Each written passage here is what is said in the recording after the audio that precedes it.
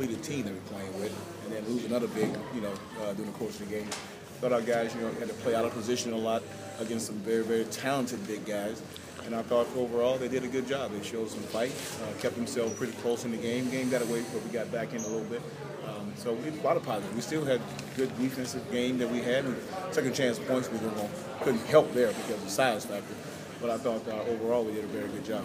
How did you adjust your rotations, being down two guys, and having them decide to move whether to start Travis or Chuck? Well, I knew some of the things were going to happen if I tried to start Chuck and Jason.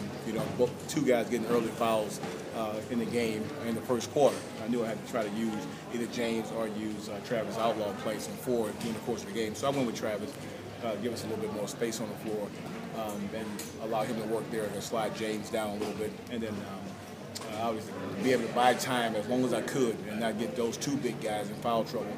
And that way we had to go to a smaller lineup too early in the game.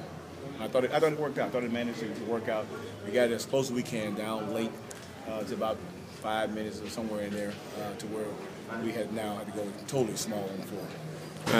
The way Jimmer's played, when he's gotten minutes, he seems like he's been producing. Are you going to try to find ways to get him more time? I got you.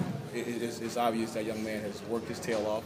That young man, efficiency rating is going up, and I got to make minutes on the floor for him now because he's just too positive right now in what he's doing. He's kept a perfect attitude the whole time, and I got to just find ways to make sure he's on the floor.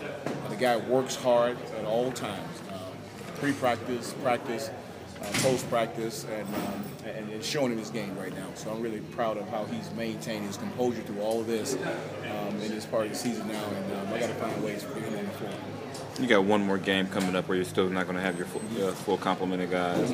How do you manage that problem of not having the size on a team that's already not very big? Well, yeah, we'll get it back. We'll do the same thing. Obviously not having DeMarcus Cousins for another game, but we'll get a chance to get Thomas Robinson back. So that gives us another energy guy, big man for the most part to play again.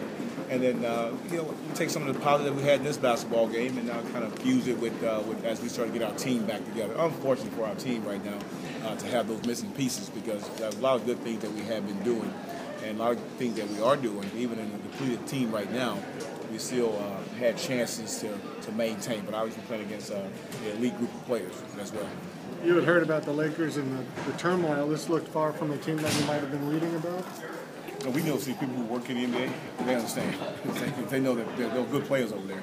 So regardless, when those guys get into a position and have opportunity to play and make plays, Dwight Howard loads up with a ton of post-up. That's what he does. Kobe goes back to his mid-post ISO. We knew that was going to happen, so not a surprise to us. Those guys came out. We gave them everything we had. Obviously, just didn't have enough to fight with that team. Who are you most pleased with in your club tonight? As a group, overall, all our guys. I thought the guys did everything they could possibly do in this game to give us an opportunity and give us a chance to stay in the game. And that's all we want to stay close. Stay close, and then anything can happen if we stay close late in the fourth quarter. And we had our moments, but wasn't able to keep it and maintain that. Second chance points hurt us. That was a big part of the game right there for us. We were able to take care of that.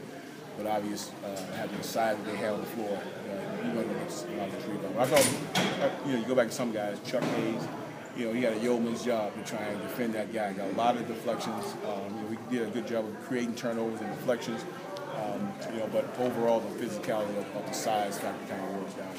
Like the second or third time this year where Rico get off to a really good start, and then it seems like maybe he didn't get the shots, or it isn't like he's as aggressive. Does he need to be more aggressive, or do guys need to find him more? He has a green light to be aggressive and do what he needs to do on the floor, and that's what he needs to do on the floor. He has to play great games, and how he plays on the floor, always aggressive personality, shoot the ball. He has total green light to do what he needs to do on the basketball floor with me. So it's only what he does when he has total green light.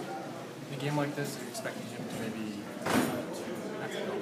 to be more of a... Yeah. He has the focal point to do that. He has the opportunity to take the basketball and make it. It's totally up to him. What he wants to do. He wants to be aggressive and be a passer, be aggressive, be a scorer. That's what the good players do. He started off that way, but you got to get him to keep doing those things. Thanks, Coach.